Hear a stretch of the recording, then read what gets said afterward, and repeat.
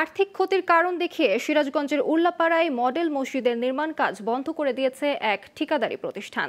সিরাজগঞ্জ গণপূর্ত বিভাগের নির্বাহী প্রকৌশলীর কাছে লিখিতভাবে জানিয়ে কাজ বন্ধ করে দেয় প্রতিষ্ঠানটি। যদিও ঠিকাদার প্রতিষ্ঠানের দাবি, বেনামে চাঁদা তুলে ফোনে হুমকি ও নির্দিষ্ট কিছু ব্যক্তির কাছ থেকে নির্মাণ সামগ্রী কেনার জন্য চাপ দেয় বন্ধ করা হয়েছে নির্মাণ কাজ।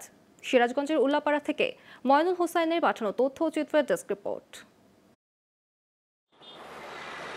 সিরাজগঞ্জের উল্লাপাড়া বগুড়া নগরবাড়ি মহাসড়কের পাশে এই মডেল মসজিদ ও ইসলামিক শিক্ষা সাংস্কৃতিক কেন্দ্রের ভবন নির্মাণ কাজ শুরু করা হয়। এতে অর্থায়ন করেছে ধর্ম মন্ত্রণালয়। এই মসজিদ নির্মাণে 2019 সালে 3 জুন গণপূর্ত বিভাগের সাথে চুক্তি করে এক ঠিকাদারি প্রতিষ্ঠান।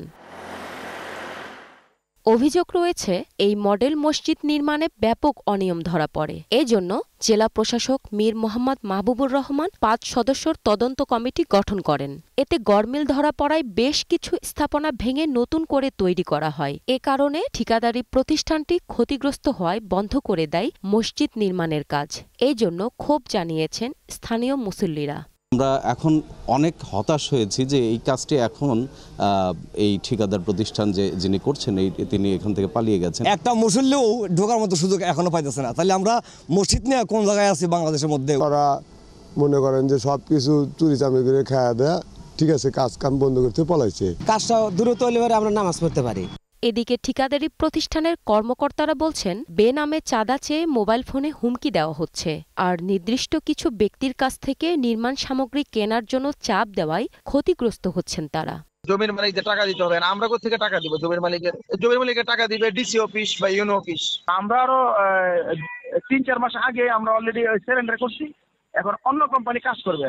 অন্যদিকে পৌর মেয়র বলছেন, দুর্নীতি হলে দোষীদের আইনের আওতায় আনবে সংশ্লিষ্ট কর্তৃপক্ষ। আর আবারও দরপত্র ডাকার নির্দেশনা দেওয়া হয়েছে বলে জানালেন গণপূর্ত বিভাগের কর্মকর্তারা।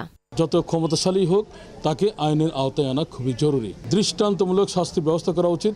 ভবিষ্যতে কোনোভাবেই সব জায়গায় যেন দুর্নীতি করার সাহস না পায়। ঠিকাদার আবেদন করতে যে সে তার আর্থিক সমস্যা আছে, সে কাজ করতে পারবে না, কারণ ওইটা দরপত্র বাতিল হয়েছে। এই মডেল মসজিদ নির্মাণে মোট বরাদ্দ 11,69,34,800 টাকা। Global television news desk.